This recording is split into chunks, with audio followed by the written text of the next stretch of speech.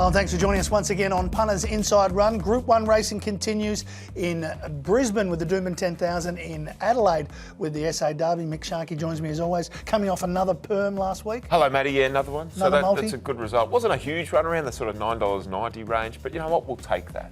And James Lamb joins us. You're coming off a good day, Wednesday racing.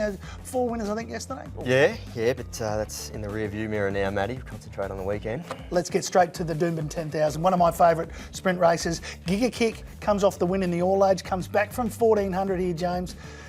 Back to 1,200, is that an issue, or has he had enough time off? I don't think so. I mean, he's had a month between runs. I think he had a 1,000-metre trial in between, which he won. Yeah, I don't think coming back in trip is any drama whatsoever, especially given it looks to be really strong tempo in this, which will suit a horse like him with the big finish that he has. Aft Cabin's a second favourite. Likes it heavy, may get to that stage. Possibly. He's the sort of horse, I think, with his history of bleeding issues, when they keep his run spaced and fresh into the sprint trip, I think that's going to be his future. I think that's when we'll see him most effective. This is a step up from that last win that he had during the Sydney Carnival. Yep. And I know he's second favourite, but boy, I thought he was close enough to Giga Kick in the market. I think Giga Kick's an absolute standout in this race. And if Aft Cabin's his biggest danger, well, I'm even more confident. It looks that way, doesn't it? I've got a funny feeling we're all going to be thinking the same thing. So let's get your top three for the race, James. Yep, to borrow a line from Shark last week when he described Zaki as a winter gift. I think we've got another winter gift on Saturday, Matty. $1.80 or thereabouts. I think that's a terrific price, as Shark alluded to. Aft Cabin, look, it beat Wee Nessie and Lady Laguna.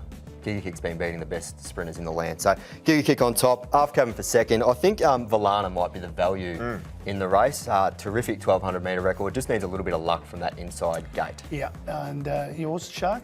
Giga Kick on top, number 8. I've sort of put Aft Cabin in, allowing for some room for improvement. I reckon Overpass, number 4. Again? Yeah, well, the Quokka win was great. It was good. It's a long way to come back. Like, New South Wales to WA. And you're flying into the wind from Perth. Well, you are. Yeah. It's got to have some effect on a horse. Takes weeks. Don't know if it does it. Yeah. Then you've got to come to Brisbane. So he's been around a bit. Frequent flyer, miles are high, but he's a good horse. All right. I've gone Giga Kick on top. I tossed up between Aft Cabin and Valana. I end up going with Aft Cabin because of that inside barrier you mentioned, James.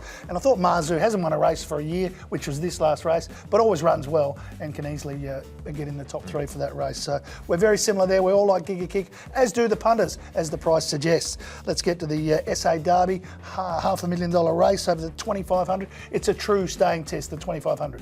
Yeah, it is. I wouldn't say it's a vintage Group 1 by any means, but yes, a true staying test and a really big field, wide open as the market suggests. I'm going with Cesuro, despite that really wide gate. I know Busserton came out during the week and said it's forced our hand a little bit, so we'll be definitely going forward to either lead or sit outside the leader, so you know where it's going to end up. Hopefully it just doesn't have to do too much work, but I think it's one horse who's definitely ticked that staying box.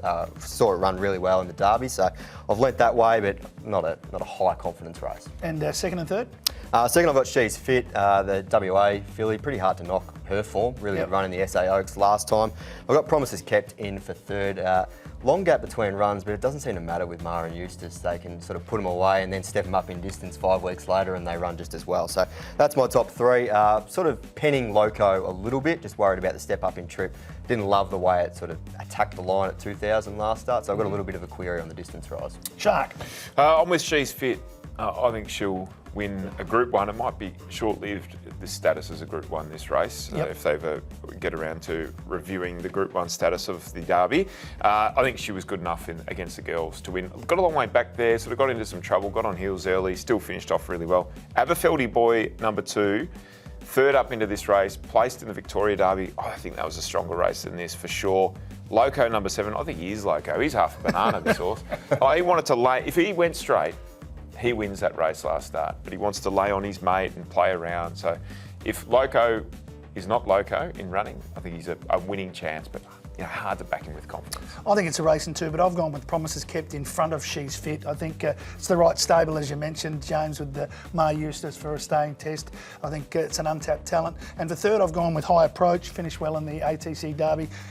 You know that he can get the 2,500 metres, so I've gone She's Fit to run second from High Approach. All right, there are 2 Group 1s for the weekend. Stay with us. We've still got the best bets at Flemington and Scone to come.